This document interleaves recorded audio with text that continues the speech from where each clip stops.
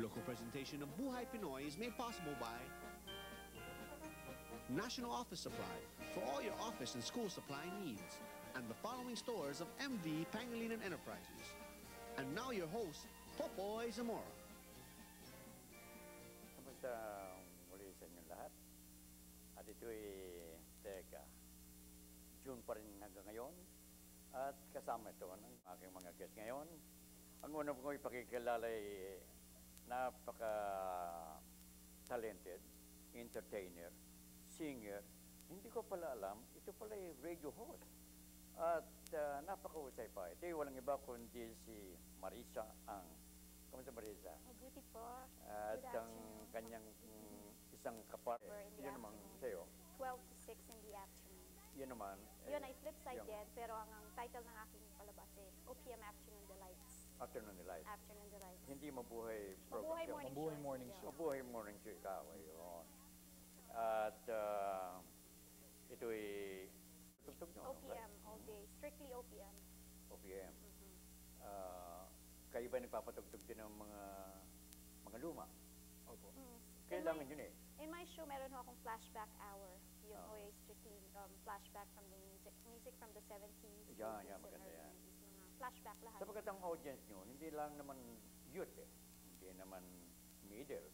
Marami rin nakikinig ng mga senior. Yung bang dedication, tatawag sa inyo. Yun eh, routine yun ha? Routine sa program niyo.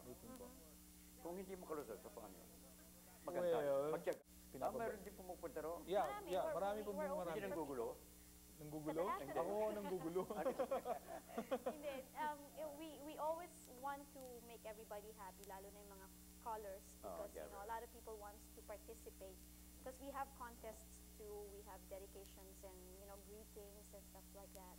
So we try to make sure that we always pick up their calls. Although lately, sa dami ng mga callers, medyo nagiging talagang At saka yung alam ko ikaw, Marisa, you're an entertainer, singer ka, and you're a very active, good singer.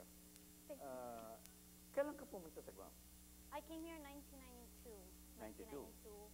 I was a fresh graduate, college graduate in Manila, Philippines. My degree is broadcasting, mass communication. So that's basically when I came here to Guam, that's what I wanted to go into immediately. Pero sa hirap ng competition dito, actually, there's not much chances here in Guam.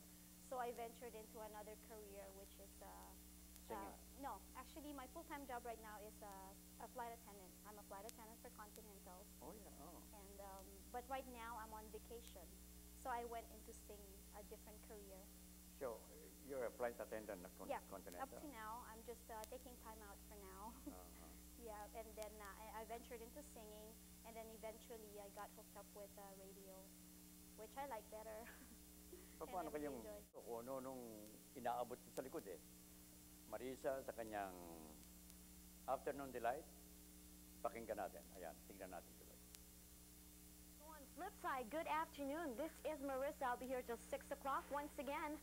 Call me for your requests and dedications or just about anything you want to talk to me about. My lines are open right now. 637-6100 is the number here. I'll be waiting for your calls. Yan po si Marisa naman. At you guys are having fun. Talagang, you enjoy doing it. Definitely. At kung hindi nyo hilig yun eh, you'll never be there, ha? Because we're not actually doing this for the money, because first of all, it's only a Saturday show. For Saturday. It's only enough lang po talaga just for gas. But we enjoy it. Kagaya ko, I have to stay late on Friday evening.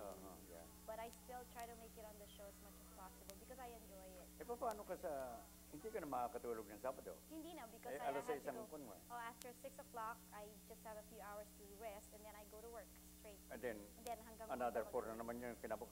Mabigat yan. Yan ang sakripisyo But rin it's yan. fun. It's fun, yeah. At I invite you to sing here. Sure. Buhay Pinoy.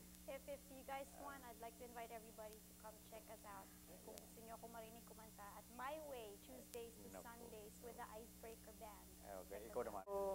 Saan ka kumakanta ngayon, Marisa? Right now, we're gonna start tomorrow. I'm with the Icebreaker Band. That's with Jojo Primero, Ed Mendoza, and Beth Yeah, right. We're playing at My Way That's my way.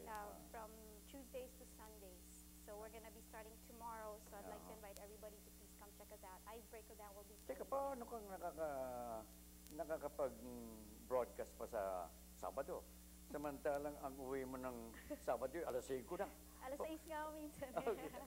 I don't know. Inaantok ka pa ron. I've asked myself that same question Yeah, right, several yeah. times. I don't know how I managed to survive it. I have to wake up early because I Yeah. have to do a lot of other things Yeah. bago ako mag-radio, like, look for a babysitter for my son and That's stuff the like time. Have enough rest or enough sleep. Gumising ka 10 o'clock, okay na rin yan. that. Yeah. Ewan ko lang to si Mike kung ano ang ginagawa nito after midnight ng Saturday. I